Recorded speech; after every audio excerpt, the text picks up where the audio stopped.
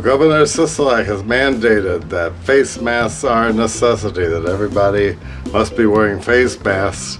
And after watching this, I can't help but think on this episode of Vegas Apocalypse, what's the big surprise? Not only have they become a necessity, but in some cases they've also become fashion statements.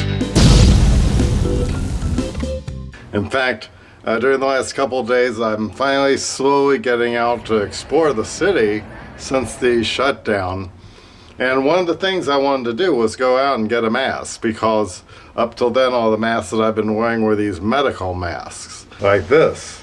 And after a while I feel like I'm in the emergency room of a hospital, and I decided maybe I want to look into something stylish. And over at the Venetian, aka the Palazzo, as well as at Fremont Street, they were also selling masks, and some of them were just basic black, and others were a little bit more glitzy. Some had lights in them and all sorts of things. Ultimately, I decided to opt out for this basic black version. It's stylish, easy to color coordinate, and you can wake up, not have to shave, and still look presentable in public. After that, I walked through the Palazzo, and I was looking for Bowman's bookstore. Bowman specializes in leather books. I mean, we're talking really old collector copies. And I wanted to see that because it had been a while, but they're still closed down. And there are a number of places that are still closed down.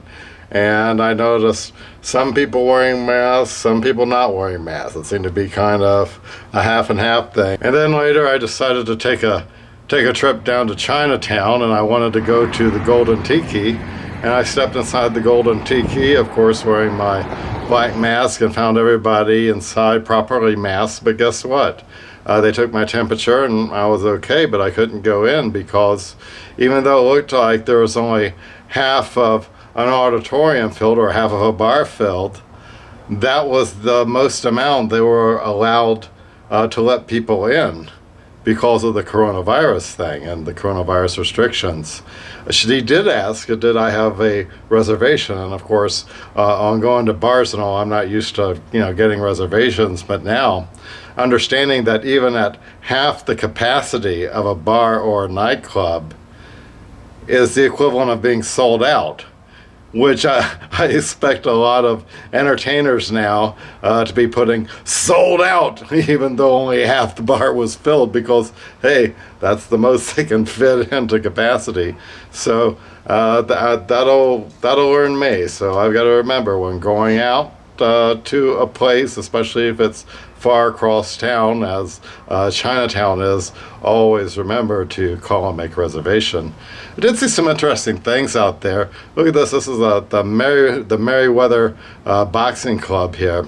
And notice that sign out. They couldn't just have routine people come by and practice anymore. Only those who are on actual cards are allowed to practice there, again, because of coronavirus restrictions. So it is affecting a lot of people here. I know that there's a lot of people criticizing other people for wearing masks. I see that on Facebook all the time. I've never personally encountered it, probably for the same reason that people only save their insults for when they're online, but in public, they're going to be a little bit more polite and a little bit more circumspect.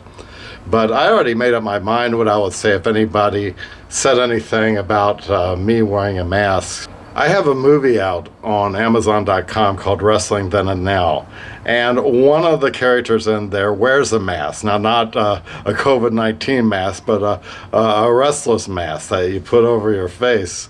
And while we were doing the interview, people were walking by and making fun of him because he was wearing a mask. His name is the Great Mambo King. Here's what he had to say when someone made fun of him for wearing a mask. Wait a minute.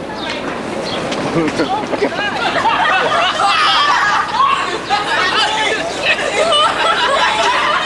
looking at me, I'm looking at you now.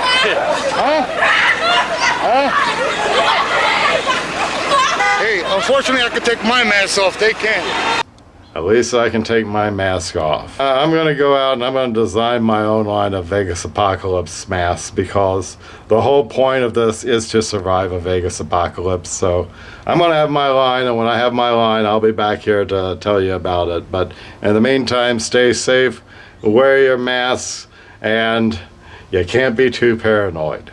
Thank you for watching Vegas Apocalypse. So subscribe to Vegas Apocalypse for more info, insights, and interviews of the place we call Sin City, but the rest of us call fabulous Las Vegas. VegasApocalypse.com.